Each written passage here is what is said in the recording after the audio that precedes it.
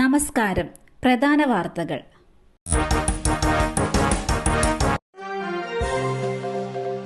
ഉത്രാടദിനത്തിൽ record മദ്യവിൽപ്പന. 1-ാം സ്ഥാനത്ത് കൊല്ലം ജില്ല. ഓണക്കാലത്തെ മദ്യവിൽപ്പനയുടെ കണക്കുകൾ പുറത്ത്. ഉത്രാടദിനത്തിലെ മദ്യവിൽപ്പനയുടെ കണക്കുകളാണ് പുറത്തുവന്നത്. ബിവറേജസ് ഔട്ട്ലെറ്റ് തല കണക്കിൽ 1-ാം സ്ഥാനം കൊല്ലം ജില്ലയ്ക്കാണ്. കൊല്ലം ആശ്രാമം ഔട്ട്ലെറ്റാണ് 1-ാമത്. ഇവിടെ മാത്രം 1.15 കോടിയുടെ മദ്യം വിറ്റു.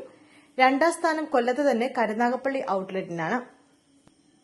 1,15,02,520 രൂപയുടെ മദ്യമാണ് വിറ്റത്. 1.04 കോടി രൂപയുടെ മദ്യം വിറ്റ ചാലക്കുടി ഔട്ട്ലെറ്റാണ് 3-ാം സ്ഥാനത്ത്. 4-ാം സ്ഥാനം ഇരിങ്ങാലക്കുട ഔട്ട്ലെറ്റും സ്വന്തമാക്കി. ഉത്രാടദിനത്തിൽ റെക്കോർഡ് മദ്യവിൽപ്പനയാണ് നടന്നതെന്നാണ് വിവരം. ഉത്രാടദിനത്തിൽ മാത്രം 124 കോടി രൂപയുടെ മദ്യം വിറ്റുപോയി. കഴിഞ്ഞ തവണ 116 കോടിയായിരുന്നു. തിരുവോണത്തിന് ബെവ്കോ ഔട്ട്ലെറ്റുകൾ അവധിയാണ്. അതുകൊണ്ട് തന്നെ ഉത്രാടദിനത്തിൽ ബെവ്കോയിലേക്ക് ആളുകൾ ഒഴുകിയെത്തി. കഴിഞ്ഞ വർഷം ഇരിങ്ങാലക്കുട ഔട്ട്ലെറ്റിലായിരുന്നു ഏറ്റവും അധികം മദ്യവിൽപ്പന നടത്തിയത്. ബീഫ് കറി വെച്ചു. 7 വിദ്യാർത്ഥികളെ ഹോസ്റ്റലിൽ നിന്ന് പുറത്താക്കി അധികൃതർ. കോളേജ് ഹോസ്റ്റലിൽ ബീഫ് കറി വെച്ചെന്ന് ചൂണ്ടിക്കാട്ടി 7 വിദ്യാർത്ഥികൾക്ക് സസ്പെൻഷൻ. ഹോസ്റ്റലിലെ പെരുമാറ്റച്ചട്ടം ലംഘിച്ചുവെന്നും നിരോധിത പ്രവർത്തനങ്ങളിൽ ഏർപ്പെട്ടുവെന്നും ചൂണ്ടിക്കാട്ടിയാണ് വിദ്യാർത്ഥികളെ പുറത്താക്കിയതെന്ന് വിദ്യാർത്ഥി ക്ഷേമകാര്യ ഡീൻ പറഞ്ഞു. ഒഡീഷയിലെ ബർഹാംപൂരിലാണ് സംഭവം. വിദ്യാർത്ഥികൾ ഹോസ്റ്റലിൽ ബീഫ് കറി ഉണ്ടാക്കിയെന്നാണ് ആരോപണം. അതേസമയം ഹോസ്റ്റലിലെ പെരുമാറ്റച്ചട്ടവും നിരോധിത പ്രവർത്തനങ്ങളും എന്തൊക്കെയാണെന്ന ചോദ്യത്തിന് അധികൃതർ പ്രതികരിച്ചിട്ടില്ല. പുറത്താക്കപ്പെട്ട വിദ്യാർത്ഥികളിൽ ഒരാളിൽ നിന്നും 2000 രൂപ പിഴയും അധികൃതർ ഈടാക്കിയിട്ടുണ്ട്. ചില വിദ്യാർത്ഥികളുടെ പ്രവൃത്തി മറ്റു വിദ്യാർത്ഥികളുടെ മതവികാരത്തെ വ്രണപ്പെടുത്തുകയും പ്രയാസമുണ്ടാക്കുകയും ചെയ്തു. കുറ്റക്കാർക്കെതിരെ കർശന നടപടിയെടുക്കണമെന്നും ഹോസ്റ്റൽ ഡീൻ പറഞ്ഞു. നിപ്പ ബാധിച്ച് മരിച്ച 24-കാരന്റെ റൂട്ട് മാപ്പ് പുറത്ത്. പോലീസ് സ്റ്റേഷനിലും സമ്പർക്കം. മലപ്പുറത്ത് നിപ്പ ബാധിച്ച് മരിച്ച 24-കാരന്റെ റൂട്ട് മാപ്പ് പുറത്തിറക്കി ആരോഗ്യവകുപ്പ്. സെപ്റ്റംബർ 4 മുതൽ സെപ്റ്റംബർ 9 വരെയുള്ള വിശദമായ റൂട്ട് മാപ്പാണ് പുറത്തിറക്കിയത്. ഈ മാസം 6-ാം തീയതി 11:30 മുതൽ 12 വരെ യുവാവ് ഫാസിൽ ക്ലിനിക്കിൽ. അതേസമയം തന്നെ വൈകിട്ട് 7:30 മുതൽ 7:45 വരെ ബാബു പാരമ്പര്യ ക്ലിനിക്കിൽ. അന്ന് രാത്രി 8:18 മുതൽ 10:30 വരെ യുവാവ് JMC ക്ലിനിക്കിലും ചെലവഴിച്ചു. 7-ാം തീയതി 9:20 മുതൽ 9:30 വരെ നിലമ്പൂർ പോലീസ് സ്റ്റേഷനിൽ. Vandoor NIMS, Perinthalmanna EMS medical college എന്നിവിടങ്ങളിലും യുവാവ് സന്ദർശിച്ചു. മലപ്പുറം നിപ്പ കൺട്രോൾ സെല്ലാണ് റൂട്ട് മാപ്പ് പുറത്തിറക്കിയത്. ഈ സ്ഥലങ്ങളിൽ ഈ സമയങ്ങളിൽ സന്ദർശനം നടത്തിയവർ നിപ്പ കൺട്രോൾ സെല്ലുമായി ബന്ധപ്പെടണം. ഗണേശോത്സവത്തിനിടെ സംഘർഷം. മലയാളികൾ അറസ്റ്റിൽ.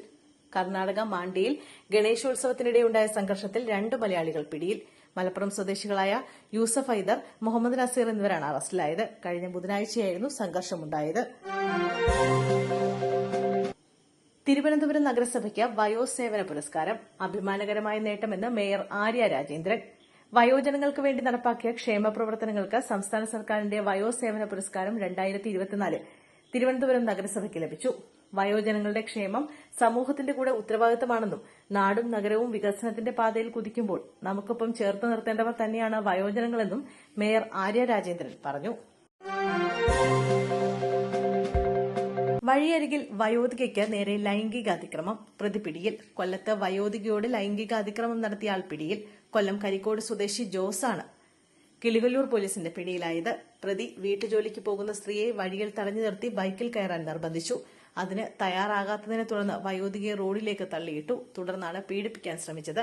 പ്രതിയുടെ അറസ്റ്റ് രേഖപ്പെടുത്തിയ ശേഷം കോടതിയിൽ ഹാജരാക്കും. 38 നില കെട്ടിടത്തിന്റെ ബാൽക്കണിയിൽ നിന്ന് വീണ് യുവതി മരിച്ചു. ദുബൈയിലെ ബഹുനില കെട്ടിടത്തിൽ നിന്ന് വീണ് യുവതിക്ക് ദാരുണാന്ത്യം. തിങ്കളാഴ്ച രാവിലെ ഷെയ്ഖ് സായിദ് റോഡിലാണ് സംഭവമുണ്ടായത്. യുവതി താമസിക്കുന്ന സ്ഥലത്തിന് അടുത്തുള്ള RTA കാർ പാർക്കിംഗിന് സമീപത്ത് നിന്നാണ് മൃതദേഹം രാവിലെ 5 മണിയോടെ കണ്ടെത്തിയത്. 38 നില കെട്ടിടത്തിന്റെ ബാൽക്കണിയിൽ നിന്നാണ് യുവതി വീണതെന്നാണ് കരുതുന്നത്. യുവതി ഏത് രാജ്യക്കാരിയാണെന്ന് വ്യക്തമായിട്ടില്ല. സംഭവം അറിഞ്ഞ ഉടൻ സ്ഥലത്തെത്തിയ പോലീസും പാരാമെഡിക്കൽ സംഘവും വേണ്ട നടപടികൾ സ്വീകരിച്ചു. മലയാള സിനിമയിൽ പുതിയ സംഘടന. നേതൃത്വം നൽകുന്നത് ആഷിഖ് അബുവും സംഘവും. മലയാള സിനിമയിൽ പുതിയ സംഘടന വരുന്നു. പ്രോഗ്രസീവ് ഫിലിം മേക്കേഴ്സ് എന്ന പേരിലാണ് പുതിയ സംഘടന രൂപീകരിക്കുന്നത്. സംവിധായകരായ ആഷിഖ് അബു, അഞ്ജലി മേനോൻ, ലിജോ ജോസ് പല്ലിശ്ശേരി, രാജീവ് രവി, നടി റീമ കല്ലിങ്കൽ തുടങ്ങിയവരുടെ നേതൃത്വത്തിലാണ് പുതിയ സംഘടന രൂപീകരിക്കുന്നത്. ഹേമ കമ്മിറ്റി റിപ്പോർട്ട് പുറത്തുവന്നതിന് പിന്നാലെ അതിക്രമങ്ങൾക്കെതിരെ ശക്തമായ നിലപാടുകൾ സ്വീകരിച്ചവരാണ് പുതിയ സംഘടനയുടെ തലപ്പത്തെന്നതും ശ്രദ്ധേയമാണ്. സംഘടനയെക്കുറിച്ചുള്ള വിവരങ്ങൾ അടങ്ങിയ കത്ത് സിനിമാ പ്രവർത്തകർക്ക് നൽകി തുടങ്ങി. തൊഴിലാളികളുടെ ശാക്തീകരണം ലക്ഷ്യമിട്ടാണ് സംഘടനയെന്നും പുത്തൻ സിനിമാ സംസ്കാരം രൂപീകരിക്കുമെന്നുമാണ് വാഗ്ദാനം. തൊഴിലാളികളുടെ അവകാശം സംരക്ഷിക്കും. സമത്വം, സഹകരണം, സാമൂഹിക നീതി മൂല്യങ്ങളെ വേരൂന്നി പ്രവർത്തിക്കും.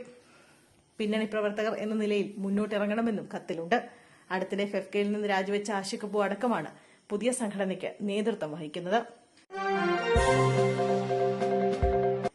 രാഹുൽ ഗാന്ധിയുടെ നാവരിയുന്നവർക്ക് 11 ലക്ഷം രൂപ പാരിതോഷികം. വിവാദ പരാമർശവുമായി MLA.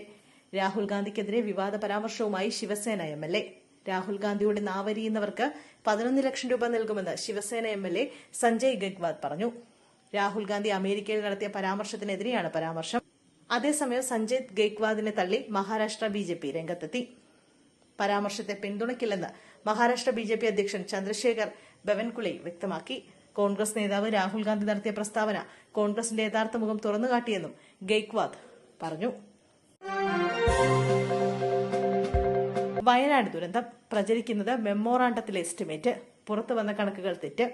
വയനാട് ദുരന്തവുമായി ബന്ധപ്പെട്ട് ചെലവാക്കിയതെന്ന തരത്തിൽ പുറത്തുവന്ന കണക്കുകൾ തെറ്റെന്ന് റവന്യൂ മന്ത്രി കെ രാജൻ. കേന്ദ്രത്തിന് സമർപ്പിച്ച മെമ്മോറാണ്ടത്തിലെ എസ്റ്റിമേറ്റാണ് തെറ്റായ രീതിയിൽ പ്രചരിക്കുന്നത്. കേന്ദ്രത്തിന് നൽകിയ പ്രതീക്ഷിക്കുന്ന ചെലവുകളുടെ കണക്കാണ് ഇപ്പോൾ പുറത്തു വന്നിരിക്കുന്നതെന്നും മന്ത്രി പറഞ്ഞു. ദുരന്തം നടന്നതിനു ശേഷം സംസ്ഥാന സർക്കാർ കേന്ദ്രത്തിന് ഒരു മെമ്മോറാണ്ടം നൽകിയിരുന്നു. അതിൽ കാണിച്ചിരുന്ന കണക്കാണിത്. ഓഗസ്റ്റ് 2ാം വാരത്തിലാണ് ഇത് തയ്യാറാക്കിയത്. പുനരധിവാസ പാക്കേജ് ലഭിക്കുന്നതിന് പ്രതീക്ഷിക്കുന്ന ചെലവ് എന്ന നിലയിലാണ് ഈ കണക്ക് നൽകിയത്. ഹൈക്കോടതി ആവശ്യപ്പെട്ടപ്പോൾ ഇതേ കണക്കുകൾ തന്നെ നൽകുകയായിരുന്നുവെന്നും മന്ത്രി പറഞ്ഞു. ചെലവഴിച്ച തുക സംബന്ധിച്ച കൃത്യമായ കണക്കുകൾ സർക്കാർ ഉടൻ പുറത്തുവിടും. ഇതുമായി ബന്ധപ്പെട്ട എല്ലാ സംശയങ്ങളും ദൂരീകരിക്കുമെന്നും മന്ത്രി രാജൻ പറഞ്ഞു.